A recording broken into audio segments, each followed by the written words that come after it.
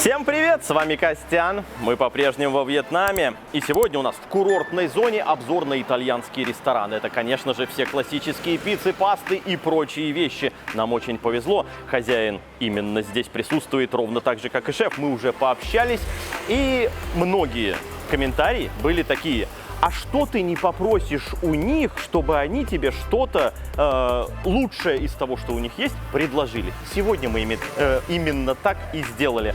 Я сказал хозяину наше пожелание, и они будут выносить то, что они хотят показать людям. Ну а нам осталось только попробовать и оценить. Давайте это и делать. А вот первое блюдо уже и подоспело. Естественно, начнем с аппетайзера, а именно салат. Это у нас салат с пармской ветчиной и моцареллой. Моцарелла свежая, хозяин говорил всегда слово свежее. Я у него попозже, может быть, спрошу. Скорее всего, они сами это здесь делают, а может быть, даже не покупная. Стоит он 150 тысяч, окей. Выглядит очень и очень здорово. Ветчина в наличии, сыр тоже имеется, томаты, салат. Короче говоря, все вместе. Полито, приправлено. Я вот, наверное, сначала травы и ветчины. Полито уксусом, бальзамиком. Это вкусно.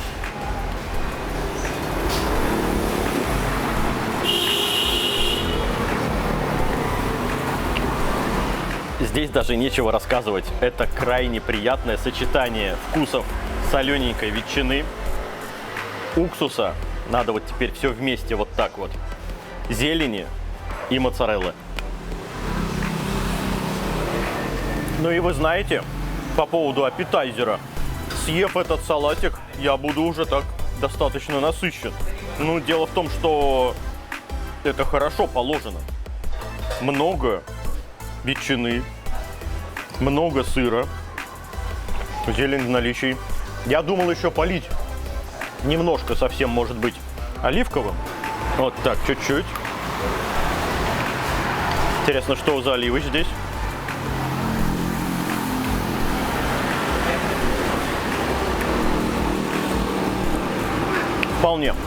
Вполне, и он тоже сюда подходит.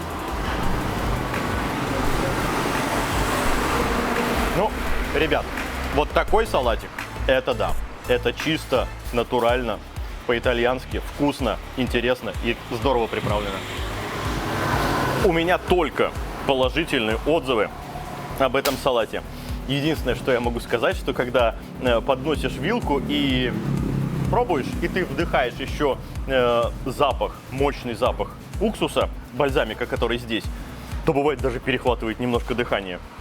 Но когда на вкус, это все классно и здорово. Тут вопросов нет, тут вот эту вот зеленюшку, вот видно, что капельки бальзамика присутствуют. Это здорово. То самое сочетание, за которым ты приходишь. Долго на салате останавливаться не будем. Ждем, что принесут следующее.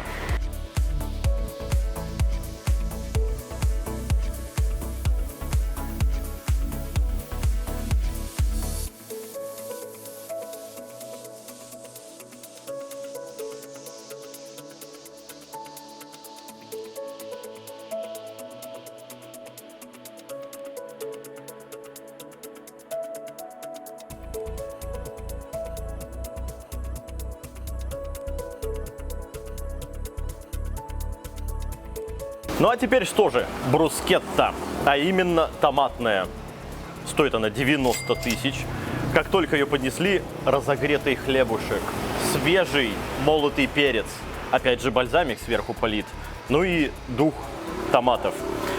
По крайней мере на запах это потрясающе. Что же на вкус? Сейчас и заценим быстренько. Что откладывать?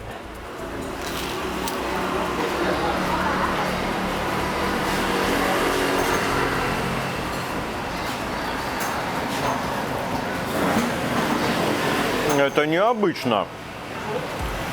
Такое впечатление, что чеснок может быть еще. Остроты прилично в ней. Я немножко, признаться, другого ожидал. Давайте с того, что мне порадовало. Прежде всего, крайне интересно, приятно пожаренный хлебушек. Он хрустящий, он не размок. моментально все, когда подано, все отлично. Сочетание вкусов тоже хорошо. Мне не хватило, скажем так, насыщенности. То есть здесь очень много всего намешано, но ты когда кусаешь, вот как ветчины мне не хватило чуть-чуть. Вот как в салате было, чтобы пожевать чего-нибудь. Потому что здесь томаты, да, приправлено, но ты куснул, и они такие раз вместе с хлебом пропали у тебя. А пожевать вроде как и нечего. И по большому счету, ты такой раз. Я было сначала хотел сказать, что это не на одного человека блюдо. А тут такое впечатление, что и один вот их быстренько так схомячишь, и как бы очень быстро закончится на этом все. В целом вкусно. Чтобы я в восторг пришел, нет. Обычная, нормальная, хорошая бутерброда с сыром. Не знаю, как переводить на другие языки, у нас же субтитры есть, как YouTube переведет это бутерброд, да, слово? Непонятно. Роман, хватай, составляй свое тоже мнение.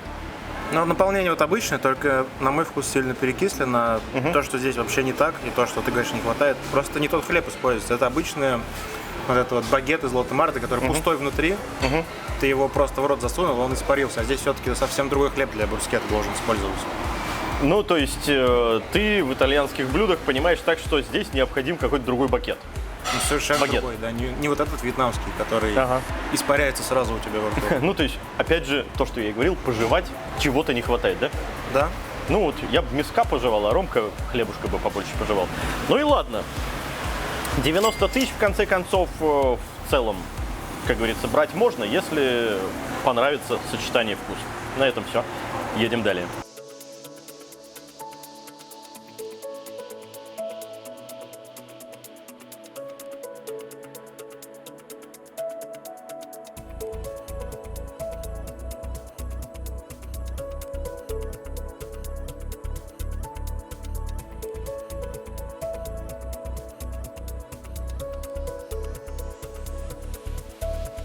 Классическая маргарита. Можно сказать, здесь они нас не удивили, но самое главное — это вкус. Листья свежего базилика, горячущая, ну и тянущийся сыр, само собой.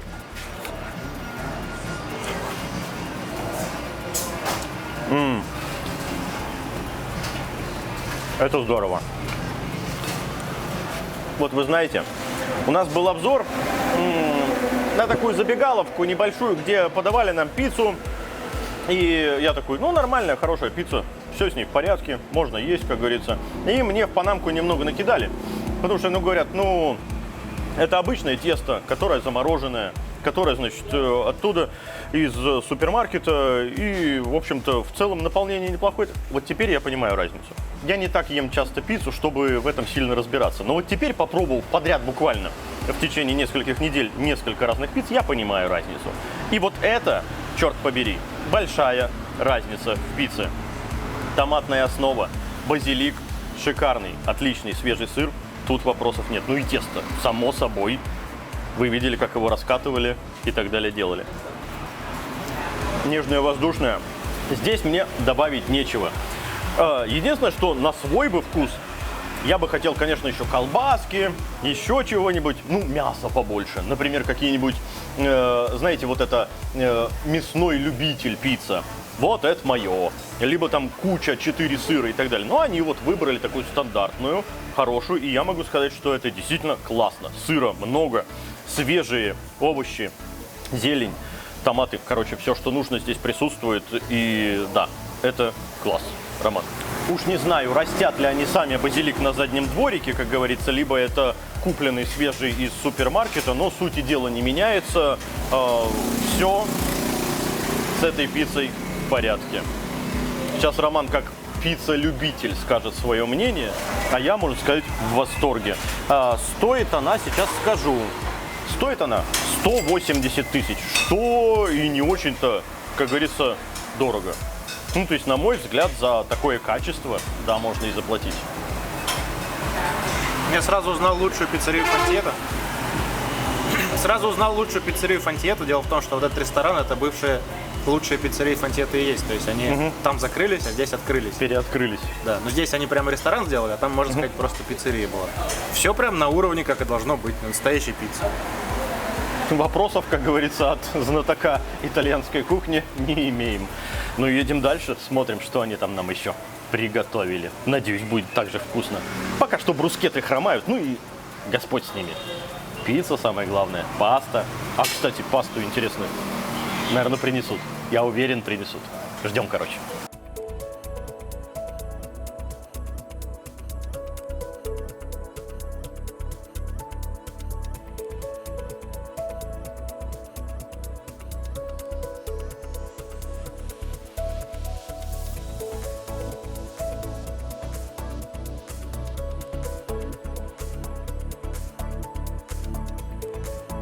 Как знал, господа, как знал. Карбонара. Классическая. И вы знаете, у нас состоялся диалог такой с хозяином. Я спрашиваю, а карбонару вы со сливками как-то готовите? Он на меня такой смотрит. Я такой, понял. Вопросов не имею. Извините, что вообще задал такой вопрос. Ну, это у нас классическая. Соответственно, давайте и заценим сразу же. Вот ложечка имеется. Я так еще посматриваю, сейчас на меня еще хозяин вдруг обидится, что неправильно ем. Макарошки аль денте, похрустывают слегка, бекон отличный, нормальный. Это, знаете ли, не как нам где-то, прости господи, кислый подали. Помнишь, Ром, да? Ага. Тут, слава богу, все в порядке, все хорошо.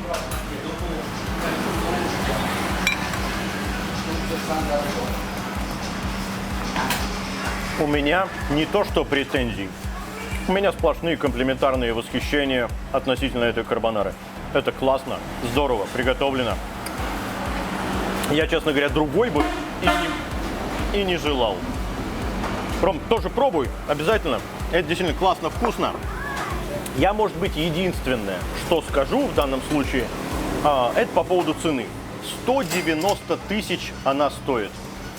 На мой взгляд, ну, может быть, немножко высоковата цена. То есть, ну, где-нибудь 120-130 было бы, наверное, хорошо. Потому что, в конце концов, это макароны, яйца, бекон. Ну, перец, там, приправы, все такое. Наверное, только дороговато. А в остальном все прекрасно сделано. Вот как только первый кусок в рот попал, у меня сразу такое ощущение было, что к этому приложил руку итальянский шеф. Классно сделано. И ты знаешь, ничего лишнего. Действительно, без вот этих сливочных каких-то еще вещей. Да, ну, короче, что распинаться, это классно, здорово, по классике, как и должно быть. И у нас подъехало уже следующее блюдо. Ну, как-то горгонзола что-то там называется. Это необычно, между прочим, то, что они предложили. Потому что, ну, горгонзола, вы же знаете, что это за сыр, да? Соответственно, это называется гноччи горгонзола. Ну, давайте к нему и перейдем. Вот такой штуки я, господа, еще не пробовал. Давайте из серединки со всем вот этим вместе и попробуем. Что такое, я, честно говоря, не знаю. Сейчас узнаем.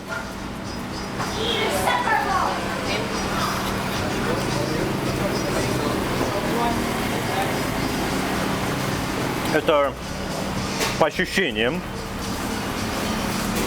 тесто палочки, облитое тем самым сыром горгонзола. Это прям вкусно. Прям очень хорошо. Это так же вкусно, как хорошие, отличные пельмени без мяса, но политые приятнейшим и вкуснейшим соусом. Есть что пожевать. Крайне пикантный, интересный вкус за счет сыра, естественно. Приправы сверху, сливочность присутствует, ну это за счет сыра, естественно. Это очень необычно и очень-очень вкусно. Ром, почем они? 210. 210 тысяч. А вот вы знаете, если карбонара, я сказал, что чуть-чуть цена высоковата, то здесь за необычность, за интересность, да и за вкус, естественно, тоже я готов вот такие деньги отдать. Да, дорого. Вопросов нет, это, ну, действительно дорого. Ну, понятно, сыр сам по себе не дешевый. Но вы этот вкус запомните, это будет интересно, и это самое главное, ну, принесет конкретное удовольствие. Тесто подсоленное, интересное, короче говоря, и не передержанное, оно и не растекается вот так, и не сырое. Это интересное блюдо. Я никогда такого не пробовал, и да, это, наверное, знаешь, зайдя в итальянский ресторан, я такой, а у вас есть эти самые гноччи с горгонзолой? Вот это да. Никогда в жизни ничего такого не пробовал. Если сравнивать с каким-то другим блюдом, где в составе есть тоже тесто, это помнишь корейские вот эти, как они называются? Тапоки. Да, они даже рядом здесь не стояли. Это совершенно вот другой вкус, совершенно на другом уровне. Мне прям очень понравилось. Если бы мне это дали, если бы ты сейчас не сказал, что это куски теста, я бы думал, а что это такое? Потому что на тесто даже не особо похоже. Ну, потому что, да, топоки или тропоки, я уже там забыл, как они до конца называются. Да, они действительно похожи, это верно. Но там оно вязкое. Да. Там вот ты жуешь, и оно к зубам что-то... Здесь этого вообще нет. Ну, короче говоря, у меня восхищение. Хотя, казалось бы, очень простое блюдо. Здорово, классно. Ребят, я очень рад, что меня вот сегодня таким блюдом порадовали. Это необычно и здорово. Из того, что нам хозяин порекомендовал, на этом все. Я полистал меню, и в целом, да, разные макароны, разные пиццы, разные всякие брускеты и прочее. Но я нашел равиоли. Пельмешек, ребят, хочу отведать здесь у них пельмешек, потому что, ну, еще лазанья есть, но это уж ладно, совсем перебор будет. Давайте пельмешки попробуем. Ну, если это классический итальянский ресторан, и здесь классические равиоли, состав выглядит так: шпинат, рикотта, соус болоньезе и пармезан. Что может быть, как говорится, лучше? Ну вот и посмотрим. 210 тысяч стоит. Дождемся пельмешек. К сожалению, вот здесь шеф на заднем плане готовит, и я у него спрашиваю, а можно нам равиоли? Он такой, у нас совсем ничего для них не готово. То есть они их, ну, короче говоря, я спрашиваю, а сколько ждать-то, может, там, если тесто еще? Он говорит, это займет несколько часов. Я такой, к сожалению. Че, может, лазанью тогда?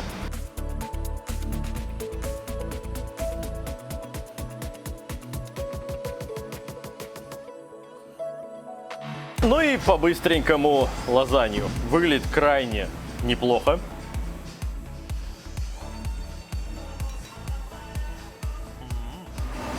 Это охрененно. Мяса много. Болоньезе прекрасен. Базилика можно было бы побольше.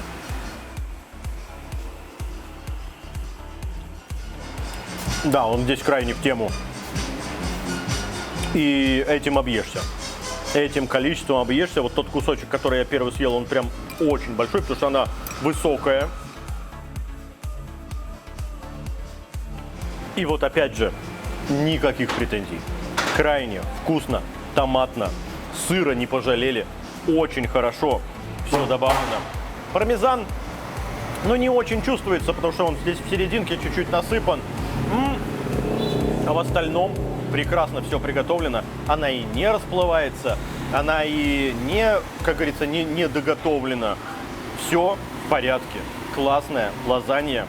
Опять же, по-классически. Роман, какие твои хвалебные слова будут насчет вот этого блюда? Слушай, у меня такое ощущение, что я в прошлой жизни жил в Италии. Либо здесь хорошо готовят. Но мне прям все здесь, ну вот кроме тех брускет. Ну да. Все отлично, все здорово, и лазанья в том числе. Вот ты знаешь, как на твой взгляд, вот здесь оверпрайс есть или нет? А сколько она? 230. Да для курортной зоны, мне кажется, это отличная цена. В целом я тоже согласен, потому что, ну, во-первых, вкус, во-вторых, количество ингредиентов здесь ни на что не пожалели. То есть сыра много, мяса много. Тесто здесь второстепенную роль играет, а знаете ли, не как в самых каких-нибудь дешевых лазаньях, где чуть-чуть мяска, чуть-чуть сырка, еще чего-нибудь. Нет, здесь все в порядке. Порция большая, это огромный такой хороший кусок. То есть если готовится вот такая латка, например, то здесь тебе так добротно отрезали и положили. Ну и да, конечно же, курортная зона, сами понимаете, ресторанам, чтобы здесь выживать, нужно довольно приличную аренду платить, поэтому да, само собой. Короче говоря, к лазанье тоже претензий нет. Но это мы уже сами выбирали. И единственное, о чем я сегодня жалею, это о том, что у них не оказалось готовых равиоли. Ну и ладно, подведем быстренько итог. Крайне хвалебное мнение. Вы знаете, как бы банально это ни звучало, но сегодня я отведал кусочек Италии. Действительно классно. И это не только про еду, это и про окружение. Постоянно играет итальянская музыка. Очень симпатичные, классные мягкие кресла. Мы сидели за другим, ну, потому что нам свет там нужен. А здесь есть мягкие, классные кресла, где ты можешь действительно расслабиться, сесть в приятной атмосфере. Это тоже важного стоит. То, что готовят прямо здесь тебе пиццу с самодельным хлебушком, хотел сказать, с самодельным тестом, естественно, да и все остальные, в общем-то, блюда замечательные. Но, может быть, эти самые несчастные брускеты, ну, просто нам не зашли. Закажи ты другую брускету с пармской ветчиной, и будет все отлично. Здесь, понятное дело, итальянский шеф, который сам готовит. Может быть, вы его на заднем плане видели, даже скорее всего видели. Поэтому вопросов никаких. Итальянец здесь готовит, поэтому захотели отведать действительно настоящих итальянских блюд. Сюда крайне рекомендую заезжать. Мне здесь все понравилось. Ну а с вами был Константин. Для подписчиков Костян. Всем пока. И тут в самом конце, уже когда мы с хозяином прощались, я ему объясняю, что такой: о, перфекто, а нет, это же на испанском. Я ему говорю: о, белиссимо. Он такой: нет, дружище, так не надо говорить, потому что это о женщине, если идет, говорит, значит, белиссимо или болиссимо, это о женщине, насколько она хороша. А если ты говоришь про еду, то надо говорить buonissimo, buonissimo, именно с буквой У в начале. И мы отрепетировали, чтобы мое произношение хотя бы чуть-чуть было похоже. И, соответственно, теперь я буду всегда говорить buonissimo, когда я хочу говорить приятно и хорошо о итальянской еде. Всем пока еще раз.